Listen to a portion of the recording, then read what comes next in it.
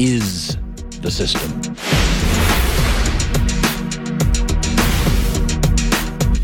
Simply Safe, believe nothing should get between you and protecting your family. SimplySafeColin.com, $14.99 a month. No contracts, no markups, no crazy long 8-hour installation window. Good to have you in. Joy Taylor is joining me.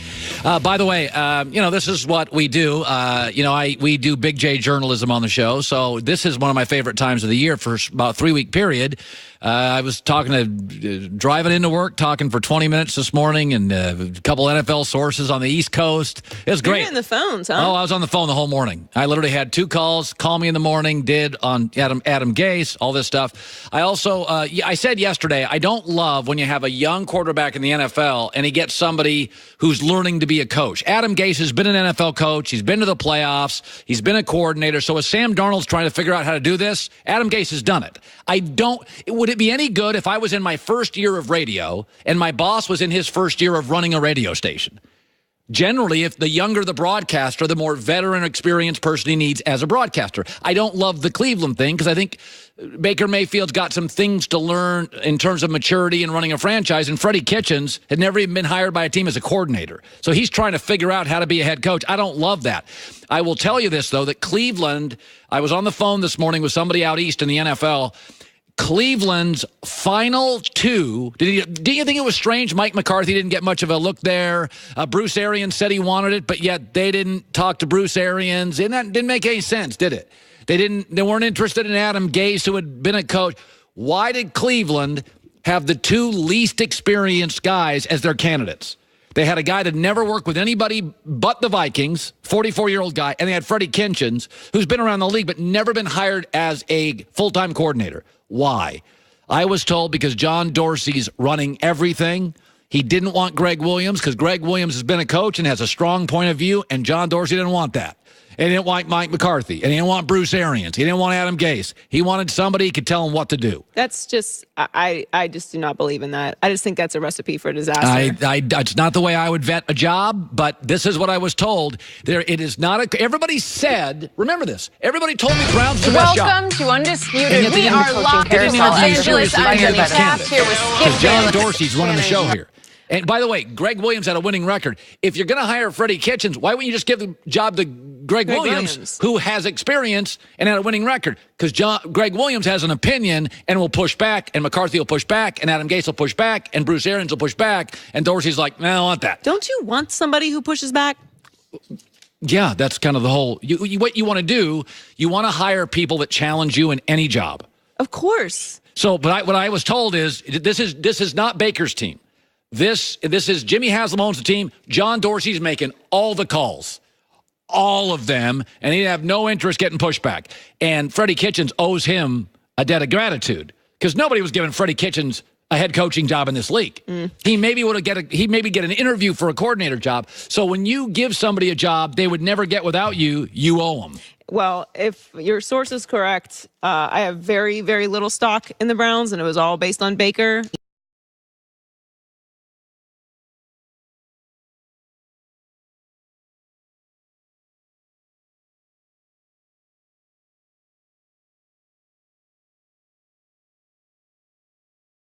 You aren't riding some consistent dynasty and trying to maintain a level of excellence. Yeah. You literally have to create a winning atmosphere, and you're surrounding yourself with people who are going to tell you you're right all the time. Joy with the news. No. Turn on the news. This is the Herd Line News. You know, my Pittsburgh soul is literally killing me that I have to defend the Browns so much. Well, I still think Baker will win games. I do too. I don't like the structure. Success. I don't like the idea of the GM basically is just a strong. By the way, John Dorsey is very good at talent evaluation. That Kansas City roster is a lot of John Dorsey, and they ran him out because he couldn't get along with people. Well, it's not. That's not. John Dorsey can be great at that, but you have to also be on the same page with the person that touches the players every single day. Yeah. You guys have to be on the same wavelength. It can't be a one voice. Yeah. Anyway, the Bucs have made it clear that they intend to have Jameis Winston on the team for the 2019 season. Bruce Arians is on board with that. During an appearance on the Rich Eisen show yesterday, Arians had nothing but praise for Jameis. I've known him for a long time. Like I said, we all make mistakes. He's made his, I've made mine. And I feel like I've got a great feel for him. His excitement for the game, his willingness to work is unbelievable. He's in the office at 5 o'clock in the morning. I have no qualms about that. There is no doubt. Everything is going to be built around him. I think he can win it all. We'll see about that. But the only knock on Arians, I'm told, his last year in Arizona, he just stopped working. He just wanted to golf and have a cocktail, look at the sunset. The knock on Arians is nobody's quite sure if he's committed 4 years to the level, 70-hour weeks. You have to be. Because his last year in Arizona, they just didn't feel, they kind of felt like he was done coaching. Yeah. And he, by the way, said he was not going to coach. And then this job came open. The only reservation I have about Bruce is he ready to be in the office 70 hours a week, because that's what it takes to coach in this league. That's what it takes to coach, and you're not coaching a quarterback that has any kind of consistent track record with anything. On winning, or off the field. Off the field. It's really going to be a huge challenge for him. And Jameis Winston is going to be the 5th highest paid quarterback in the league next year. They've gone 5-11 the past 2 seasons. Lord, He's only started 9 games last year. Lord, that's not good. We'll see.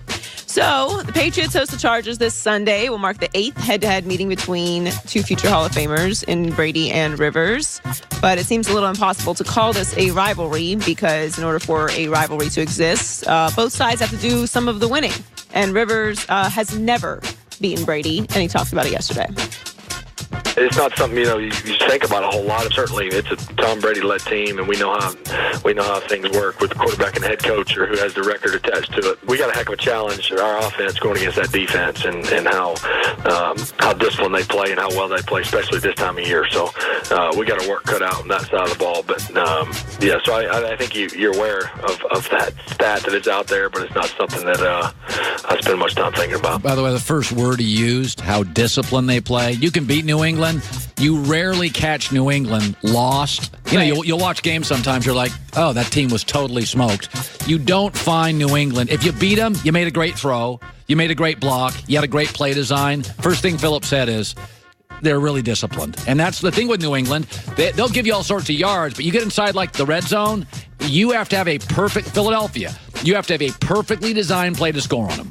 Well, also, you can't make any mistakes against them. You have to play a nearly perfect game. Yeah. And on a bye in Foxborough, where they are incredible, I don't know. I know everyone's giving, like, the Chargers roster, and everyone's kind of giving them a chance. I don't see it. Maybe that's just my years of being beat down by the Patriots, so I've just submitted to them. But I really think everyone is selling out on the Patriots just a little bit too early. Yeah. I don't think it's over. Finally, one of the reasons the Packers hired Matt LaFleur is that he's done work with quarterbacks during his career as an offensive coordinator and quarterbacks coach. Yeah. But a few hours before the Packers offered him the job, he received a call from Aaron Rodgers, not shocking, and he elaborated on that conversation yesterday. I briefly spoke to him prior to accepting the job, and that's kind of how I had an idea that maybe I was in the running for it. I'm so focused on moving forward. All I really care about at this point is developing a relationship with him, and I think we're both on the same page. We are committed to winning. There's no doubt about it. He is a competitor, and I cannot wait to get started with him. We'll see. If he gets along with Aaron, it'll work. If there's a rub. I mean, sure, but there's some other guys on the roster you got to take care of, too. Aaron Rodgers gets all the praise for dragging the Packers to the playoffs. What's your gut feeling on this move? I don't think it works. Neither do I. I don't think it works. And that's no disrespect to LaFleur, because I'm all for young people getting opportunities. You have to have a new wave eventually. It's not on him. I just think that this, first of all, the cliche of we really just we both care about winning. Everyone cares about winning. Yeah. There's no one in the league who doesn't care about winning. Maybe Antonio Brown. Let's be honest about and I'm pretty sure he cares about winning too.